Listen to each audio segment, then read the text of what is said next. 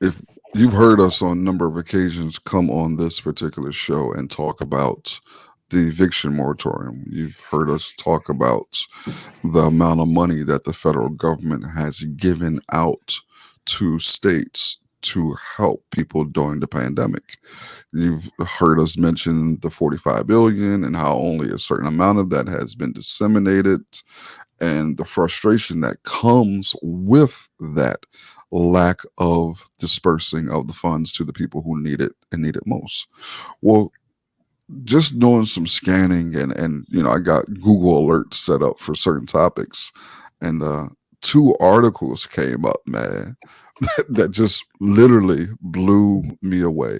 Because just when you think people won't stoop too low while other people are suffering, you have these things happening in Oklahoma and also taking place in Alabama. But let's focus on the one in Oklahoma. This is an article that came across in K4.com news, where it says the federal COVID-19 funds for a new jail. And I couldn't, when I read the title, to be honest with you, I was like, ain't no fucking way. Ain't no way. Ain't no way. These motherfuckers cannot be taking the money for the pandemic to try to build fucking jails. Yeah. And guess what? As I was wrong. These motherfuckers are trying to take the money to build motherfucking jails. Okay, here's the one of the paragraphs that I just screamed at when I read. Officially, Monday's special county commissioners meeting was to take bids on, among other things, consultants to help oversee the spending of $154 million of federal COVID relief money. So $154 million of money that was supposed to go to people who are suffering in the midst of the pandemic.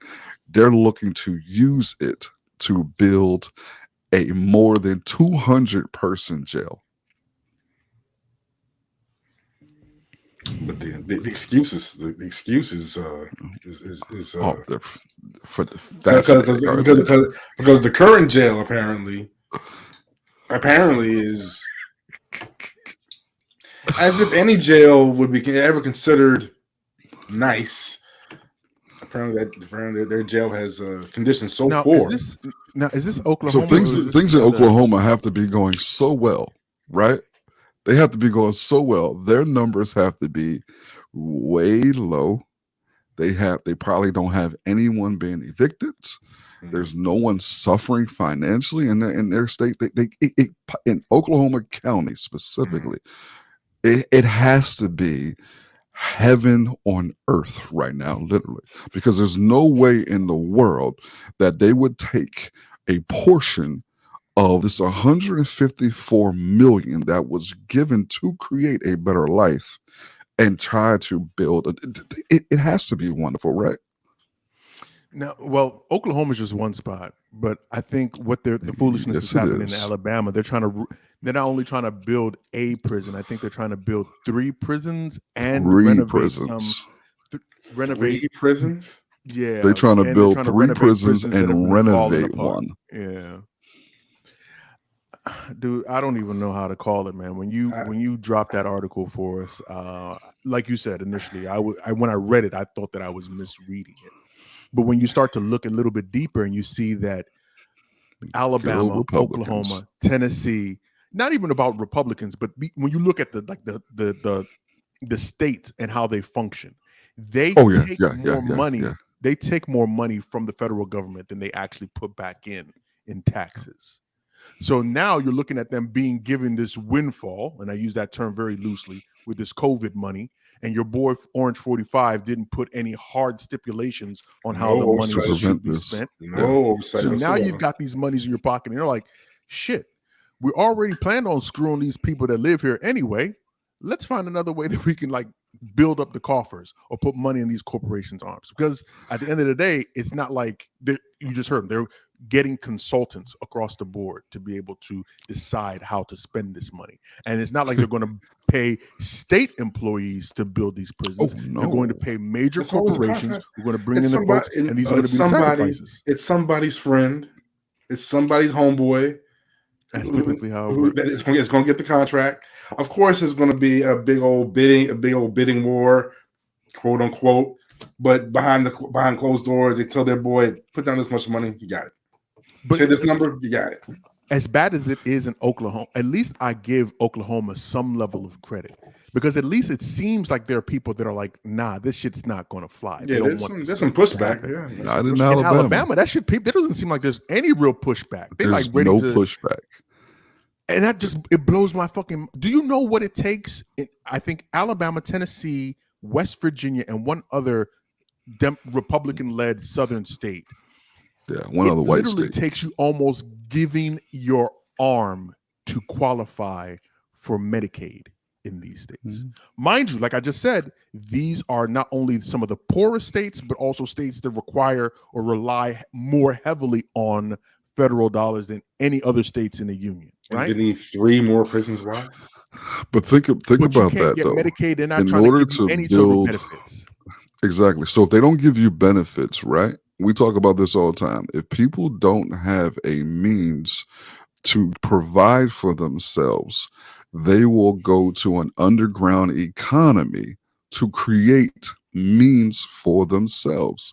So if the poverty level in these states are so low, so high, and the education we won't even mention. Yeah, let's not even talk about that shit.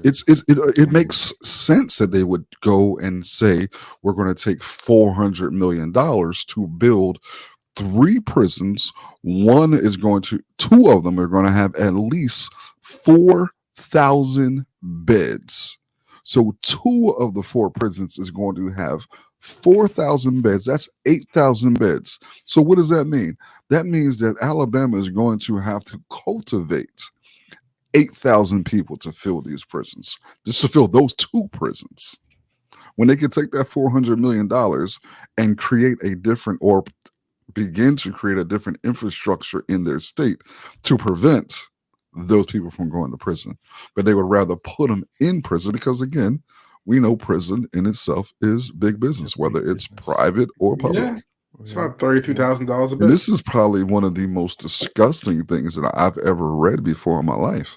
That while people are literally dying and you have the money to make their life better, you would actually use that money to make people's lives worse.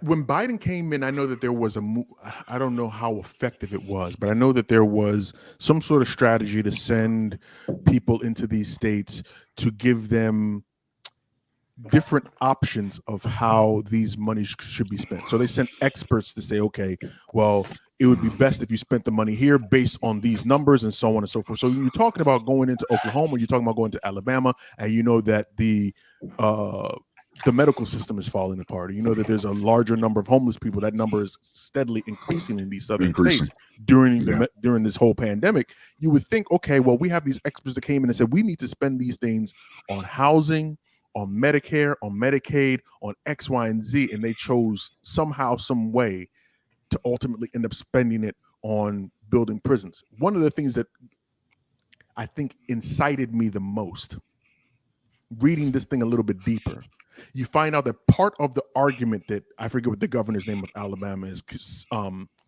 what's her name? Kay Bailey, I think. Yeah, don't do that. Don't do Bailey. No, we ain't taking that. don't do that shit. No Baileys. No Bailey. No, brother. No. Ivey. It's Ivey. Kay Ivey. Thank you, Kay Ivey. Yeah. That they said that was part of the reason why they've planned on using these monies is because Alabama has been notoriously known for its conditions in the prison system. They're not violent just the prisons. Facilities, but how they treat their folks and all of that. So they said these monies are going to building a prison so that we can essentially rehabilitate their image and so on. And I'm like, that's how you want to rehabilitate your image of Alabama? That's your priority? But think about this too. Alabama leads the country in what? COVID-19 deaths. I thought that was Florida. Yeah, Nope, me too. It's right here. Alabama? Wow. Yep. Stupid is a stupid We does. remember we are now still number one in the country for deaths. Hatcher set up Alabama's COVID-19 death rate that recently led the country. September 27, 2021. This state is leading the country, or according to this article, is leading the country in COVID-19 deaths. They won't But have they're looking to they take won't $400 million. They won't have to people to fill the build- prisons. Yeah. They They'll won't. have- They they'll literally find- won't have yeah. people to fill the prisons. They'll be dead. Oh, they'll find some black folks But somewhere no, to but put I them think in. that's still a killer though, because you're spending $400 million to house what 8,000. 8,000 prisoners. I guess how many cops they need for that? No, so we need some more cops for that too. I'm sure. Oh, you know how they're going to do There's that. always a They go domino into effect. these- There's always a domino They go effect. into these communities these rural communities that don't have an economy, and they say we're going to build a prison, and they use that is say it. it's- Go back and say that shit one more they, time. they do it every time. That's why most of the times prisons are in these rural communities. It's not just because they're trying to become make the it difficult lifeblood for of the community. they become the lifeblood of the country, of these communities. So you go to these poor communities that don't have an economy, and you say, hey, we're going to put in a guaranteed economy in your community that will provide for your family for generations. What community is going to actually say, Who's oh, going to you turn know that what? down? Yeah, Especially we'll just keep eating especially communities potatoes that are instead. already underserved. Let's not forget that these communities are already underserved. So when they see this type of lifeline, they grasp onto it. Sure. But like two states are doing this, and it's only two states that we know about it. We know there are many states across the country who are mishandling and have mishandled these funds. Now remember, states have 5 years. Yep, to do this. 5 years to hand out this money, bruh. Listen, who's going to hold them accountable? Yeah, it's gonna be a mess. This nigga Elgin, I love how he does this shit every single time. No. I'm talking about who's going to hold the governor accountable for this. Who's going to step in and tell her no, that she can't do this? And that's a real political question. That's not on some who's going. How do you hold governors accountable for these types of moves when the money you gave them, you gave it to them without any stipulations? Right. But I think one of the things, and we'll close it out after this. I think one of the most interesting parts about it is we're still technically in the midst of this pandemic, right? Yeah. And there's many states, like we said, and like we've continued to say, that have not spent these monies or the totality of these monies yet.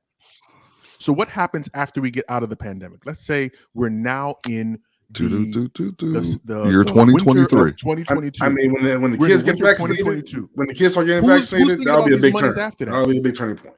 Where's it but go? That's what I'm saying. Who's thinking about these monies after that? People would have forgotten that these states have even gotten this money. It'll be forgotten. It's already forgotten. Especially with infrastructure. I mean, with infrastructure looming. Infrastructure bill, like I mean, y'all have all this money, and y'all talking about infrastructure about bill. This COVID money. So They're trying to force through the infrastructure bill. Bruh, listen. And y'all have the money to rehabilitate these roads, these bridges. Anyway, that's another conversation. This shit about to fall apart. Going to be a fucking battle.